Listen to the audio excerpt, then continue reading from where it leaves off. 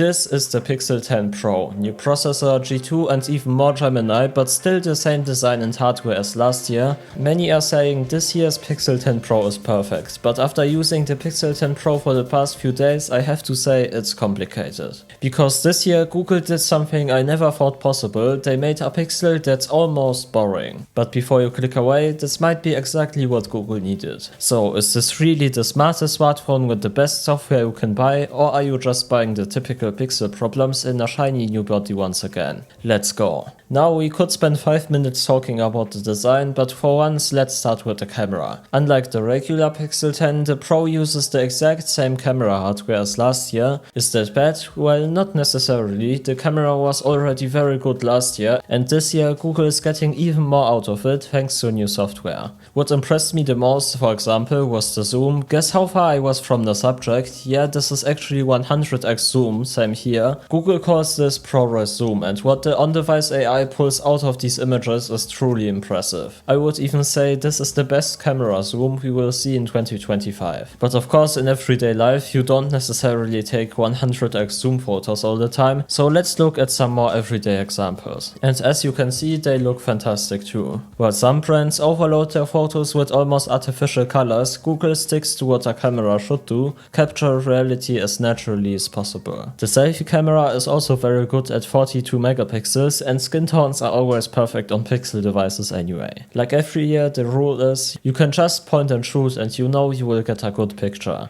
Okay, a few words on the design: flat frame, rounded corners, very iPhone-like, and just like the Pixel 9, it feels premium and super smooth in the hand. If you were to measure precisely, the camera bar now extends a tiny bit more to the edges, but it doesn't make any difference. This means Google has basically perfected the design of the 9 Pro. It doesn't wobble on the table, the lenses are well protected, and the entire device just feels premium. What I particularly like though are the new colors. Sure, black and white are classics, but the jade green with the gold frame, moonstone grey, or the blue on the regular Pixel 10, Google really delivered this year. What bothers me though is that Google is still using Gorilla Glass Victus 2 and not the Armor Glass we know from Samsung. I'm really starting to wonder what kind of exclusivity Samsung has secured from Corning, because really no other manufacturer has used it so far. That said, the display is still one of the best out there, very sharp, and at 3300 nit it gets incredibly bright. But of course, the real upgrades are under the hood, because the Pixel 10 Pro finally brings us the long-awaited Tensor G5, now fully made by TSMC instead of Samsung. According to Google, it's more efficient, 25% faster, and the NPU is 60% quicker, and I can confirm that. Battery life is up by about 10% compared to the Pixel 9 Pro, and even though benchmark fanatics in the comments will argue otherwise, everything runs super smooth as it always has. With the new UFS 4 storage, finally after like 5 years, apps launch faster, and with 16GB of RAM there's plenty of power to drive all the on-device AI. But let's be honest, hardware has never been the reason to buy a Pixel. The real reason is this: software and AI. With the Pixel 10 Pro, you are not just getting Android 16 with its redesign, but even more AI features powered by Gemini. I will break them down into 3 categories: game changers, useful, and gimmicks. At the very top of the game changer list is Magic Queue. Imagine your smartphone has a personal assistant that always shows you the most important information exactly 1 second before you start looking for it. Well, that's exactly what Magic Queue is. This works in apps like Google Messages, Maps, Gmail, Phone, and so on, and when it finally comes to countries outside the US, I think it will be very practical for some people. Another very impressive feature is live translation in phone calls, and yes, I know we've already seen this from Samsung and even Apple, but Google takes it a step further.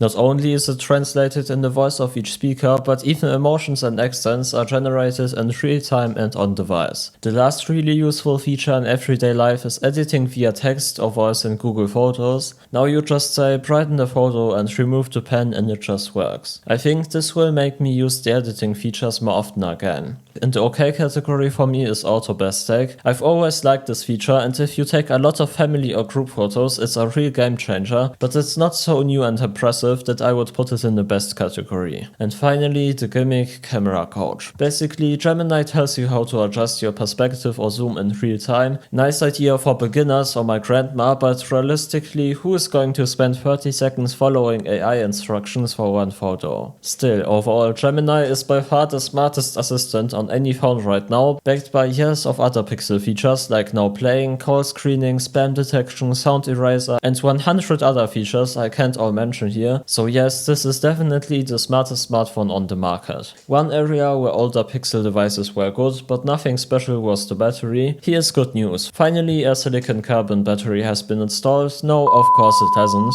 But thanks to Tensor G5 and Android 16, battery life has improved a lot. You easily get through a day and a half, so you really don't need to worry when buying. But if it does run out, you can now not only charge it via cable, but also wirelessly with G2 or Pixel Snap. That makes the Pixel 10 Pro the first mainstream Android smartphone with G2, which means it works with Apple's MagSafe accessories too. Is the Pixel 10 Pro a revolution? No, same cameras as last year. The Tensor G5 is an evolution, not a revolution, and the design has remained the same. But is that bad? No, because this year Google built on solid hardware and focused on what makes a pixel, software and AI. And since the hardware wasn't drastically upgraded, Google is asking a fair price for it in my opinion. Prices weren't increased like always in the recent years, and when you factor in the 1-year AI Pro subscription, anyone who paid more than 850 euros for these devices shouldn't write in the comments that it's overpriced and that you get it much cheaper from Honor and Samsung. At the end of the day, buying a Pixel means buying software that just happens to live inside a smartphone, not the other way around. Drop in the comments below which smartphone you are currently using or which one you would like me to review next. See you next time, have a great day and bye.